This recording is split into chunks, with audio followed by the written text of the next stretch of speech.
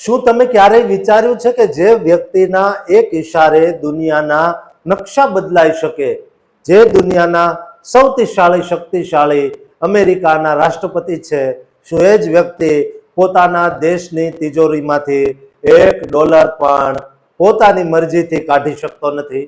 કલ્પના કરો કે ઈરાન સાથેના યુદ્ધના નગારા વાગી રહ્યા હોય અને સુપર પાવર ગણાતા ડોનાલ્ડ ટ્રમ્પને $200 મિલિયન માટે બીજાની મહેરબાની પર નિર્ભર રહેવું પડે. સત્તાના આ અજીબ ખેલમાં એવું તો શું રહસ્ય છુપાયેલું છે કે દુનિયાના સૌથી મજબૂત નેતા પણ ડોલર બાબતે લાચાર બની જાય છે? આજે અમે વાત કરીશું અમેરિકાના એ 100 વર્ષ જૂના કાયદાકીય ઇતિહાસની, જેની પરવાનગી વગર રાષ્ટ્રપતિ ભવન એટલે કે વ્હાઇટ હાઉસમાં એક પાંદડું પણ હલતું નથી. શું ટ્રમ્પને આ જંગી રકમ મળશે કે પછી અમેરિકાનો આંતરિક વિખવાદ યુદ્ધની બાજી પલટી નાખશે? આ રોમાંચક અને રિપોર્ટને અંત સુધી જોતા રહેજો, કારણ કે આજે અમે અમેરિકાના ખજાનાની અસલી ચાવી કોની પાસે છે તેનું રહસ્ય ખોલવા જઈ રહ્યા છીએ. મિત્રો, હાલમાં જ અમેરિકન પ્રમુખ ડોનાલ્ડ ટ્રમ્પના વહીવટી તંત્રે અમેરિકન કોંગ્રેસ પાસે $200 બિલિયન જંગી ફંડની માંગ કરી અને આ રકમ ઈરાન સાથે ચાલી રહેલા સંઘર્ષમાં પેન્ટાગોનની જરૂરિયાતો પૂરી કરવા માટે માંગવામાં આવી. સામાન્ય રીતે આપણને એવું લાગે કે રાષ્ટ્રપતિ પાસે અસીમિત સત્તા હોય, પરંતુ હકીકત એ છે કે અમેરિકાના બંધારણમાં પાવર ઓફ ધ પર્સ એટલે કે ખજાનાની સંપૂર્ણ શક્તિ રાષ્ટ્રપતિને નહીં પણ અમેરિકન કોંગ્રેસને આપવામાં આવેલી છે.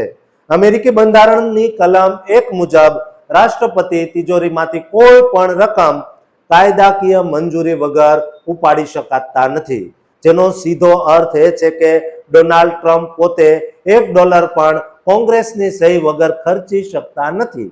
આ વ્યવસ્થા પાછળનું મુખ્ય કારણ ચેક એન્ડ બેલેન્સની નીતિ છે, જેથી સરકારની કોઈ એક શાખા એટલે કે રાષ્ટ્રપતિ પદ અતિશય તાકાતવાર ન બની જાય અને જનતાના ટેક્સના પૈસાનો દુરુપયોગ ન થાય. દર વર્ષે રાષ્ટ્રપતિ એક નાણાકીય યોજના રજૂ કરે છે, પરંતુ તે માત્ર એક વિનંતી અથવા ઈચ્છાઓની યાદી સમાન હોય.